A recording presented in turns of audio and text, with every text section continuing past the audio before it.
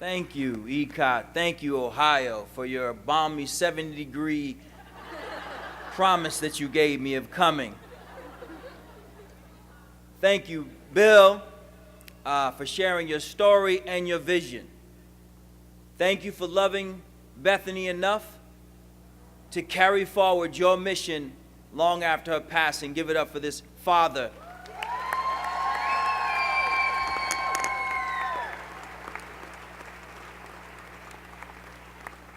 See, the conversation here today is not about a CEO or an executive director or principals. It's about parents. It's about parents who said they've had enough, who will not allow someone who has no interest in their child's well-being to determine what is best for their children. I am not here to talk about or to talk to the hypocrites in the teachers' unions. See, they bring me here to tell the truth. They bring me here because I'm not scared of these people. What I'm afraid of is what happens when parents are robbed of the opportunity of educating their children in the way that they see fit. My greatest fear is not that schools change, it's that they don't change. It is said that the revolution will not be televised, but I'm looking around here, there are quite a few cameras and there's a revolution underway. What is important to understand is that our greatest opposition is not the opposition. It is the silence of our allies. You know too many children's stories, too many parents who said to you that because of ECOT, because of the opportunity that they have, their lives have been made anew. It is not that you haven't heard their story, it's that you haven't told enough people about their story. I say to you, brothers and sisters, the opposition is well organized and prepared to tear down anyone who speaks for freedom. Earlier, your board chair talked about inscriptions. Well, where I work in Harlem, New York, not very far from there, there's a statue, and at her feet, she asked that we bring your tired, poor, huddled masses yearning to breathe free. Well, there is no greater freedom than choosing the school that is best for your child, choosing the education that is best for your child, and choosing the freedom from within, because every single parent has not just the right, but the obligation to choose what's best for their children.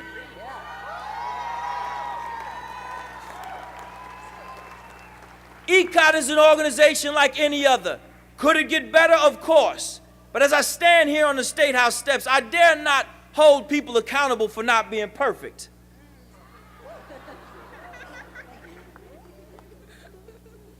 You teachers, you principals, you supporters, you must speak with a bold voice. You must speak with a boldness that is shut up in your bones. You must train the children that when you stand for something, you must stand proudly. You must not cower because someone dare calls you out. You must stand in the face of opposition. You must stand for that which you believe, because there are those out there who do not call you teachers because you teach in a different setting. That's not why they don't call you teachers. It's because you said you're not going to pay their union dues.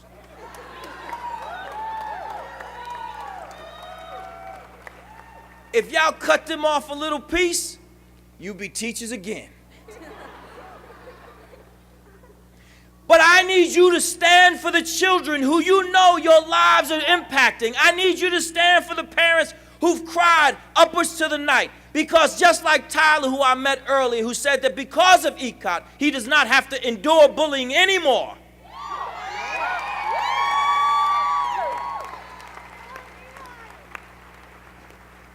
There are so many behind him who want the same opportunity. You don't have to be against a traditional school to be for ECOT.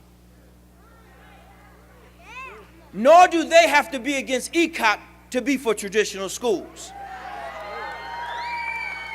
But if they are so for it, then find the worst one and send their children to it. Because that's what they're asking you to do.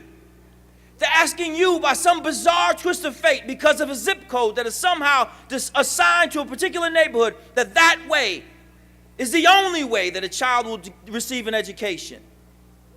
Not in 2017, folks. Not in 2017. Where children can communicate and play games with children from all over the world. We cannot allow the 1635 school system that we are currently in to be the one in which we go forward from.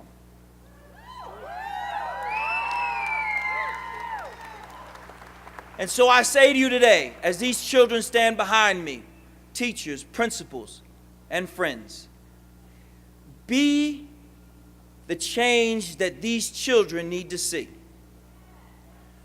Do not rest on your laurels. Bill had the vision, but you have the responsibility.